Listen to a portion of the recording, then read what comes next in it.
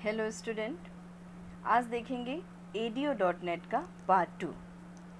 पहले पार्ट में हमने जाना ADO.NET होता क्या है, क्या यूज़ है, क्या इसका बैकग्राउंड रहता है, किस तरह से हम इसको यूज़ करते हैं VB.NET में। सेकेंड पार्ट में हम देखेंगे कि कनेक्टिविटी कितने प्रकार की होती है और ये बेसिक इसका डिज़ाइनिंग कैसे होता है, कैसा फ्रेमवर्क होता है। ADO.NET इस प्रकार से डिज़ाइन किया गया है कि यह किसी भी प्रकार के डेटाबेस से जुड़कर और किसी भी प्रकार से, चाहे वह लोकल सिस्टम हो, इंटरनेट या नेटवर्क में कहीं भी हो, डेटा कम्युनिकेशन प्रोवाइड कर सकता है। यह सभी प्रकार के डेटा सोर्स जैसे माइक्रोसॉफ्ट SQL, सर्वर, ओरेकल और बोल सकते हैं हम एक्सेस से SQLDB या OLEDB या ODBC के द्वारा डेटा एक्सेस प्रदान कराता है या बोल सकते हैं डेटा एक्सेस में हेल्प करता है। जैसे इसका डायग्राम है, एप्लीकेशन, बीच में data net, ADO.NET, then database. Application और डेटाबेस के बीच में जो कड़ी है वो होती है .NET की। ये .NET जो है वो ऐसा इन्वायरमेंट डेवलप करता है जिसके थ्रू हम एप्लीकेशन के द्वारा डेटा, टेबल्स, रिकॉर्ड, इंफॉर्मेशन इसको एक्सेस कर सकते हैं। अब बात करते हैं टाइप्स ऑफ आर्किटेक्चर .NET का। बेसिकली .NET का आर्किटेक्चर दो प्रकार का है, कनेक्टेड और disconnected. ADO.NET is both connection oriented as well as disconnection oriented. It means it will be connection, it means it is connected. Disconnection, it is disconnected. दोनों प्रकार के environment को support करता है।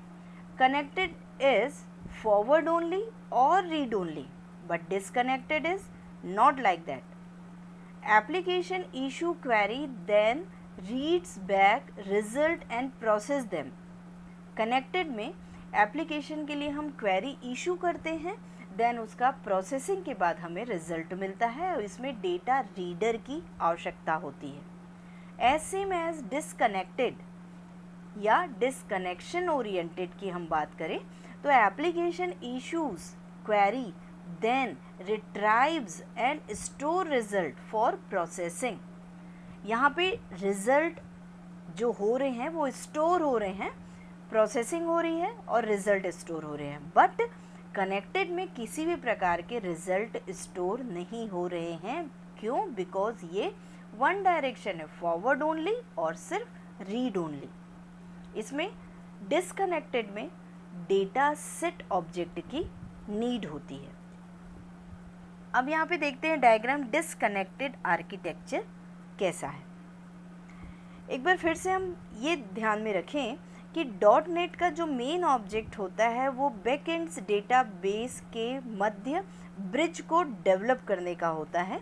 ADO.NET या फिर .NET फ्रेमवर्क में software library की तरह यूज़ किए जाते हैं और ADO.NET में दो प्राइमरी पार्ट्स होते हैं, डेटा प्रोवाइडर और डेटा सेट। डेटा प्रोवाइडर और डेटा सेट का यूज़ किस तरीके से हो रहा है यह आगे के डायग्राम में आपको बिल्कुल देखने को मिलेगा, पर अभी फ़िलहाल हम बात करते हैं डिसकनेक्टेड आर्किटेक्चर की। डिसकनेक्टेड आर्किटेक्चर में आप देख ही रहे हैं, यहाँ पे जो आर्किटेक्चर है उसमें डेटा एडेप्टर बीच में ब्रिज की तरह कार्य कर रहा है। ये डेटा एडेप्टर वेब फॉर्म से भी कनेक्टेड है और यही डेटा एडेप्टर डेटाबेस से भी कनेक्टेड है। ये डेटाबेस से जो कनेक्शन डेवलप कर रहा है ये डेटा को फेच करता है और स्टोर करता है और उसके बाद इसे बार बार स्टोर करने की आवश्यकता नहीं पड़ती और इसी वजह से इसमें किसी भी प्रकार के ट्रैफिक प्रॉब्लम की भी नहीं होते। नेक्स्ट जो डायग्राम रहेगा वो है ADO.NET डिसकनेक्टेड मॉडल आर्किटेक्चर।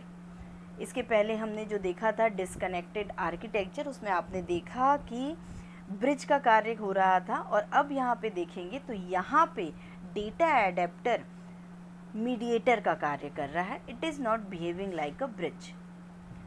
अब मीडिएटर का कार्य कैसे कर रहा है, तो आप देख रहे हैं डायग्राम दो पार्ट में है, दो पार्ट में है। वो कैसे, पहला जो पार्ट है उसमें dot net application data set से कनेक्टेड है, दूसरे पार्ट में डेटा सेट कनेक्टेड है डेटा एडेप्टर से, डेटा एडेप्टर कनेक्शन हो रहा है किससे, डेटाबेस से। इस तरीके से आर्किटेक्चर देख के आपको क्लियर हो रहा होगा कि किस तरीके से इनके बीच में लिंकिंग हो रही है और किस तरीके से डेटा एडेप्टर जो है वो मीडिएटर की तरह कार्य कर रहा है और एक प्रकार का कनेक्शन डेवलप कर रहा है। डेटाबेस में सारी इंफॉर्मेशंस हैं जिनका कनेक्शन डेटा एडेप्टर के द्वारा डेटा सेट तक पहुंचाया जा रहा है। डेटा सेट क्या है, तो डेटा सेट जो होते हैं वो डेटा को फेच करके स्टोर करके रखते हैं। ये लोकल या बोल सकते हैं टेम्परेरी डेटा को स्टोर करके रखते हैं। इसमें जो डेटा सेट होते हैं it is like a table. Table it means row और कॉलम जिसमें रिकॉर्ड्स स्टोर होते हैं, या हम ये कह सकते हैं डेटा टेबल स्टोर करते हैं, या फिर एक्सएमएल स्कीमा या डेटा रिलेशंस, रोज, कॉलम्स, इन सब चीज़ों को स्टोर करके रखते हैं।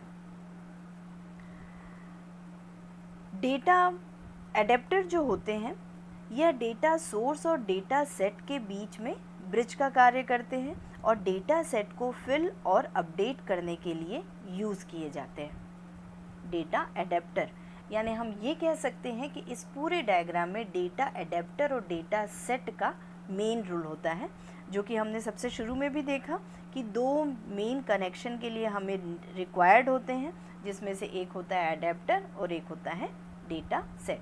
अब हम ये कनेक्शन डेवलप करते हैं तो उसके लिए हमें क्वेरी लिखनी पड़ती है। क्वेरी कुछ इस प्रकार से होगी, नॉर्मल वे में यदि हम सिर्फ देखना चाहें तो डेटा सेट जब हम यूज़ करते हैं तो कनेक्शन डेवलप करेंगे, उसके लिए हम एसक्यूएल क्वेरी यूज़ करेंगे। एसक्यूएल क्वेरी यूज़ करेंगे तो फिर हम पहले कोई टेबल ओपन करेंगे, ओपन करने के बाद हम क्वेरी पास करेंगे। क्वेरी कुछ इस तरीके से होगी, सेलेक्ट फ्रॉम एम्प्लॉय, कोई भी टेबल का नाम, चाहे वो स्टूडेंट हो चाहे एम्प्लॉय हो, हम उसका यूज़ यहाँ पे कर सकते हैं। देन वो जो टेबल है या तो वो नया बनेगा या तो बना हुआ टेबल है वो ओपन होगा। देन नेक्स्ट में हम देख रहे हैं डेटा एडेप्टर का यूज़ किया जा रहा है, और जैसे ही डेटा एडेप्टर का यूज़ हम क्वेरी के लिए कर रहे हैं देन वो डेटा सेट से कनेक्ट होगा, और डेटा सेट के थ्रू कनेक्ट होने के बाद उस टेबल के रिकॉर्ड्स को सर्च करेगा और जो भी क्वेरी हमें दी गई है उसे वो एक्सेप्ट करने के बाद रिटर्न करेगा।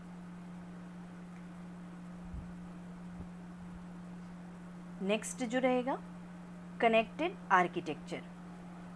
इसके पहले तक हमने देखा डिसकनेक्टेड आर्किटेक्चर, अब देखते हैं कनेक्टेड आर्किटेक्चर जो सेकंड पार्ट है उसका वो किस तरीके से बिहेव करता है। In connected architecture a data reader is use for retrieving data from the database.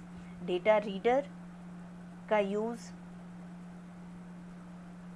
Data को रिट्राइव करने के लिए किया जाता है डेटाबेस में, और connection is always maintained, update, delete, read and select operation can be performed as the data is accessed in the database. Database में डेटा एक्सेस करने के लिए जिस ऑपरेशन की आवश्यकता पड़ती है आप उसे जब लिखते हैं, एग्जीक्यूट करते हैं तो वो उस तरीके से उसको परफॉर्म करते हैं। So that a connection must be maintained, this can cause traffic problem. Connection maintain रहता है पर यहाँ पे हमें थोड़ा ट्रैफिक प्रॉब्लम मिलता है, यानी डेटा यूज हो जाते हैं जिसके कारण वो आसानी से फिल्टर्ड नहीं हो पाते। और जस्ट ऑपोजिट था डिस्कनेक्टेड में ट्रैफिक प्रॉब्लम नहीं था। दोनों कनेक्शन को कंबाइन करते हैं तो डायग्राम कुछ इस तरीके से रहेगा। डेटाबेस कनेक्शन, फर्स्ट ऊपर वाला जो है वो कनेक्शन कनेक्टेड वाला डॉटनेट का आर्किटेक्चर है, नीचे वाला डिस्कनेक्शन या फिर डिस्कनेक्टेड आर्किटेक्चर है। डिस्कनेक्टेड आर्किटेक्चर में डेटा एडेप्टर कनेक्ट हो रहे हैं डेटा सेट से। यदि आपको पुराना डायग्राम पहला याद आ रहा हो तो आप यहाँ पे उसे लिंक कर सकते हैं। डेटा सेट का मतलब होता है टेबल्स, टेबल्स का मतलब होता है रिकॉर्ड, रिकॉर्ड यानी रो और कॉलम जिसमें आपने उसे स्टोर किया हुआ है। ऊपर वाली लेयर को यदि हम देखें तो कनेक्शन कमांड्स डेटा रीडर से कनेक्टेड है, देन ये कनेक्टेड है .aspx पेज से। इस तरीके से ओवरऑल दो प्रकार के कनेक्शन हैं और ये कनेक्शन जो हैं ये डिसकनेक्टेड और कनेक्टेड डायग्राम जिसके द्वारा हमारे पूरी क्वेरी ADO.NET की एग्जीक्यूट होती है उसकी जानकारी देने के लिए हमें डायग्राम के थ्रू समझना ज़्यादा इजी रहेगा और इस डायग्राम के द्वारा आपके डाउट्स भी क्लियर हो जाएंगे और क्वेरी का यूज़ किस तरह से किया है, table, data set, data adapter किस तरह से हम काम करते हैं उसके बारे में उसकी जानकारी। डेटा सेट जो होते हैं डिसकनेक्टेड डेटा एक्सेस मॉडल पर वर्क करते हैं। इसे फिल करने पर सारा डेटा इसमें स्टोर हो जाता है और डेटा सोर्स से उसका कनेक्शन ख़त्म हो जाता है और एप्लीकेशन में वर्क करते समय इसमें डेटा आकर स्टोर हो जाता है और चाहें तो डेटा एडेप्टर के द्वारा इसे अपडेट किया जा सकता है और फिर से रिकनेक्ट किया जा सकता है। इस तरीके से डेटा ADO.NET के दो पार्ट के through theoretical part and practical connectivity का पार्ट कंप्लीट होता है। Thank you for watching slides.